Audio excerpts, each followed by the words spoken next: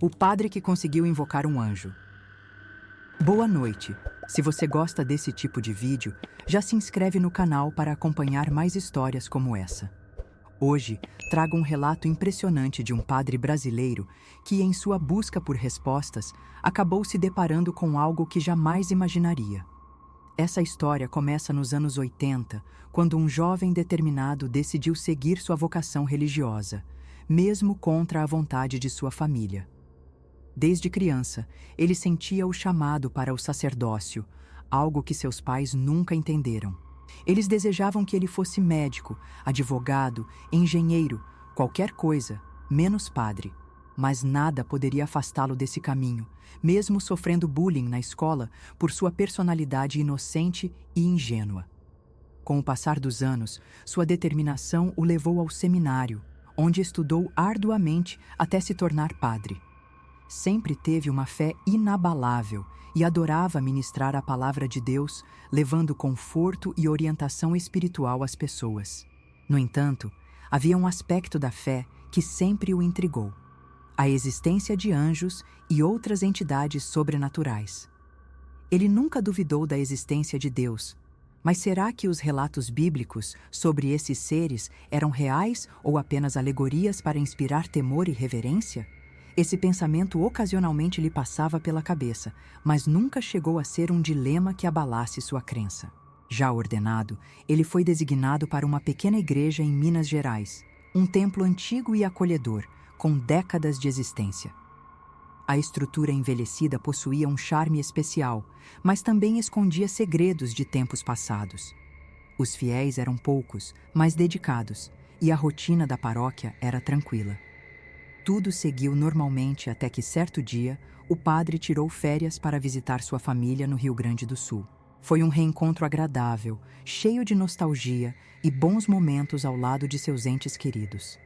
A viagem de volta, feita de ônibus, foi longa e introspectiva. Durante as horas na estrada, sua mente vagava por reflexões sobre a fé e os mistérios do universo. Foi então que a antiga dúvida voltou à sua mente. Anjos realmente existiam? Ou seriam apenas criações das Escrituras para dar um propósito maior à crença religiosa? Então, lembrou-se de que a igreja onde trabalhava possuía uma pequena biblioteca de estudos, praticamente abandonada. Talvez houvesse ali algum livro antigo que abordasse esse tema. Ao retornar a Minas Gerais, ainda restavam 2 semanas de suas férias, e ele decidiu aproveitar esse tempo para organizar a biblioteca da igreja. Além de satisfazer sua curiosidade, poderia dar um propósito útil ao período de descanso. Naquela época, ter um computador era um luxo, algo distante da realidade de um padre de uma paróquia modesta. Portanto, a única forma de pesquisa era recorrer aos livros físicos.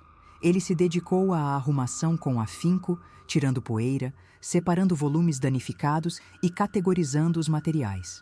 Após 2 dias de trabalho, seus esforços foram recompensados quando encontrou um livro peculiar. A capa de couro estava desgastada pelo tempo.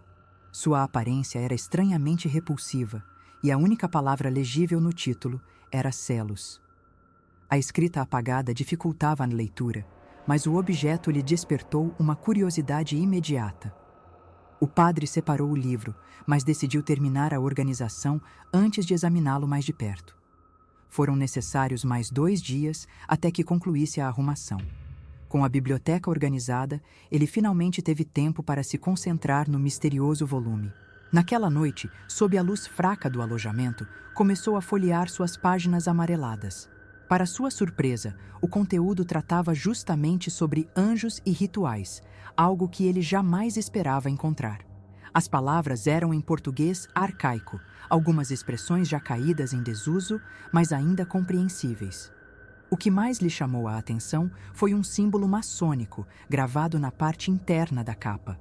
O desenho estava deteriorado, mal se podia distinguir seus detalhes, mas era inegável que pertencera à maçonaria. Aquilo o deixou intrigado. O que um livro como aquele estava fazendo na biblioteca de uma igreja pequena e esquecida? No dia seguinte, durante sua rotina na igreja, ele resolveu perguntar a uma senhora que trabalhava na limpeza há muitos anos. Ela era uma funcionária antiga, conhecia cada canto da paróquia e certamente poderia esclarecer a origem do livro. Ao ouvir sua pergunta, a mulher assentiu e revelou algo inesperado.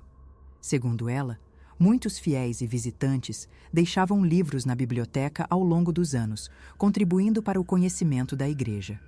No entanto, aquele livro específico tinha uma história diferente. A idosa contou que, muitos anos atrás, um homem misterioso apareceu na igreja procurando pelo padre da época. O desconhecido trazia um livro e insistia que precisava entregá-lo pessoalmente ao sacerdote. Na cidade, começaram a circular boatos de que esse homem estava fugindo da maçonaria, pois havia roubado algo muito importante deles. Parecia temer por sua vida e pouco tempo depois de deixar o livro na igreja, foi encontrado morto em um rio. As circunstâncias do assassinato rapidamente se tornaram alvo de especulação.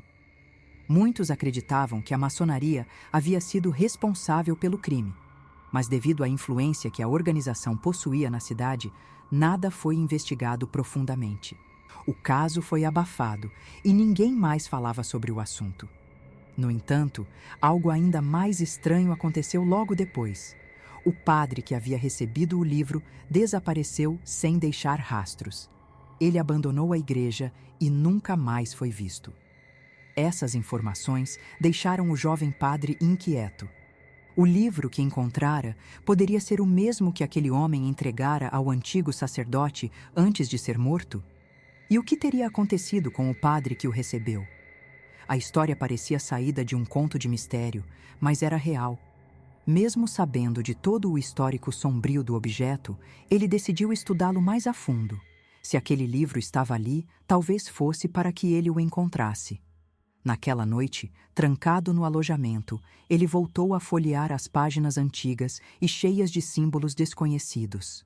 Quanto mais lia, mais ficava impressionado com os detalhes sobre rituais e seres espirituais.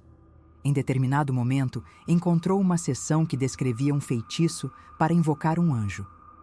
O ritual não parecia complexo, mas exigia um sacrifício significativo, um longo período de jejum.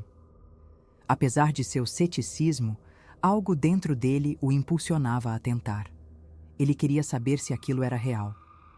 O livro indicava um período de jejum antes da realização do ritual, e ele se preparou para segui-lo à risca. A princípio, pensou que o sacrifício exigido era de apenas um dia, mas ao reler com mais atenção, percebeu que, na verdade, eram 7 dias completos sem comer, apenas à base de água. A decisão de seguir adiante com esse experimento mudou sua vida para sempre. Ele não fazia ideia do que estava prestes a descobrir, nem das consequências que essa escolha poderia trazer. E foi então que ele iniciou o jejum. Nos primeiros dias de jejum, sentia apenas a fome natural de quem passa tanto tempo sem se alimentar. Acreditei que conseguiria suportar, afinal, já havia feito pequenos jejuns antes, mas nada se comparava àquilo. No segundo dia, a fraqueza começou a tomar conta do meu corpo. Meus olhos pareciam mais pesados e comecei a perceber uma mudança estranha no ambiente ao meu redor. O alojamento onde eu estava parecia mais escuro, mais frio, como se algo estivesse me observando o tempo todo. Noites sem descanso se seguiram, e sonhos perturbadores começaram a me atormentar. Vultos sem rosto caminhavam ao redor da minha cama, sussurrando coisas que eu não conseguia compreender. Mas eu me mantive firme. No quarto dia, eu já mal conseguia sair da cama. Meu corpo estava fraco, minhas mãos tremiam, e minha mente parecia confusa, embaralhada entre a realidade e os estranhos delírios que começaram a me cercar. Era como se o próprio tempo estivesse se distorcendo ao meu redor. Havia momentos em que sentia que não estava mais sozinho no alojamento, mas quando abria os olhos, via apenas a solidão do pequeno quarto. Ainda assim, eu precisava continuar.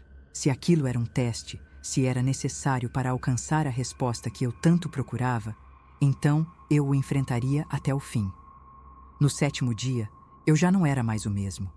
Meu corpo não me obedecia direito, e qualquer esforço parecia impossível. Mas reuni minhas últimas forças e comecei a preparação do ritual. O livro explicava que eu deveria traçar um círculo no chão, com símbolos específicos ao seu redor. Com muita dificuldade, consegui completar tudo conforme as instruções e então posicionei-me no centro. Meus lábios trêmulos começaram a recitar as palavras que estavam escritas no livro. Minha voz era fraca e a cada frase que saía da minha boca, sentia como se o ambiente ao meu redor ficasse ainda mais pesado. As horas passaram e nada aconteceu. Recitei as palavras mais de uma vez, tentando manter a concentração, mas nada. O silêncio da igreja parecia zombar da minha tentativa. Após quase 5 horas, sem qualquer resultado, um pensamento começou a tomar conta de mim. Talvez tudo aquilo fosse apenas uma grande farsa. Quem me garantia que aquele livro era verdadeiro? Talvez fosse apenas um manuscrito antigo, fruto da imaginação de alguém. Minha cabeça girava, minha fome era insuportável e eu já estava prestes a desistir. Foi então que aconteceu. Foi como se eu tivesse piscado e, ao abrir os olhos novamente, ele estivesse ali. A criatura surgiu diante de mim sem som, sem aviso. Apenas apareceu. Naquele instante, o medo me atingiu de forma avassaladora. Eu esperava uma visão angelical, algo como os relatos das Escrituras, mas o que vi foi algo completamente diferente. Era uma figura alta, esguia, de pele pálida e um tom acinzentado. Vestia um manto cinza e usava um bracelete prateado que brilhava levemente sob a pouca luz do quarto. Mas o que mais me marcou foram os olhos. Eram semelhantes aos olhos humanos, mas a pupila era imensa e escura, como um abismo profundo. A criatura apenas me olhava, sem se mover, sem piscar. Seu olhar não demonstrava compaixão nem fúria, apenas algo que interpretei como indignação. Parecia que eu havia feito algo errado, algo que não deveria ter feito. Eu quis falar, mas nenhuma palavra saiu. Minha boca estava seca, minha mente paralisada. Nunca havia sentido um medo tão real em toda a minha vida. Aquele ser estava ali por minha causa, porque eu o havia chamado, e agora, diante dele, eu não sabia o que fazer. A observação durou alguns segundos, talvez minutos, mas para mim pareceu uma eternidade. Então, sem aviso, ele desapareceu. Não houve som, não houve movimento. Apenas sumiu, como se nunca tivesse estado ali. No chão, o único vestígio da sua presença eram cinzas escuras, espalhadas em pequenos montes. Fiquei imóvel, sem saber o que pensar. Será que aquilo havia realmente acontecido? Será que minha mente, enfraquecida pela fome, tinha me pregado uma peça? Mas as cinzas estavam ali. Eu as toquei, senti a textura entre meus dedos. Era real. Nos dias seguintes, tentei processar o que havia vivido. Era uma prova de que o mundo espiritual existia? Seria aquele ser um anjo ou algo completamente diferente? O medo começou a se instalar dentro de mim. Eu sabia que jamais poderia contar aquilo a ninguém. Nem dentro da igreja, nem fora dela. Ninguém acreditaria. E se acreditassem, poderiam me acusar de heresia, de ter mexido com algo que não devia. As noites se tornaram terríveis. Eu acordava constantemente, sentindo uma presença no quarto, mas nunca via nada. Sonhava com aqueles olhos enormes me observando na escuridão. Sentia calafrios que percorriam meu corpo sempre que tentava dormir. Comecei a me perguntar se aquilo havia me marcado de alguma forma, se aquela entidade poderia voltar.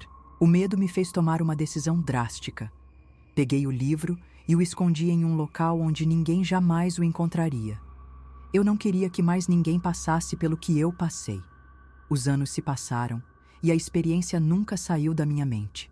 Até hoje, lembro-me daquele momento como se tivesse acontecido ontem. Minha fé se tornou ainda mais forte, mas não mais pelo mesmo motivo. Agora, eu sabia que certas respostas não deveriam ser buscadas. Algumas coisas foram feitas para permanecerem ocultas. Hoje, já sou um homem velho. Vivo com minha família no Rio Grande do Sul, perto dos meus sobrinhos e primos. Com a idade avançada, acabei deixando o sacerdócio, mas continuo sendo um homem de fé. Recebo uma pequena aposentadoria que me permite viver com tranquilidade. e passo meus dias em paz, refletindo sobre tudo o que vivi. Aquele episódio me ensinou uma grande lição. Existem mistérios que nunca devemos tentar desvendar. Algumas verdades são perigosas demais para serem conhecidas. Muitos podem duvidar do que contei aqui. Talvez pensem que minha mente pregou uma peça, que foi fruto da exaustão, da fome extrema. Mas eu sei o que vi, sei o que senti. E sei que, se pudesse voltar no tempo, jamais teria feito aquele ritual. Algumas portas, uma vez abertas, nunca mais podem ser fechadas.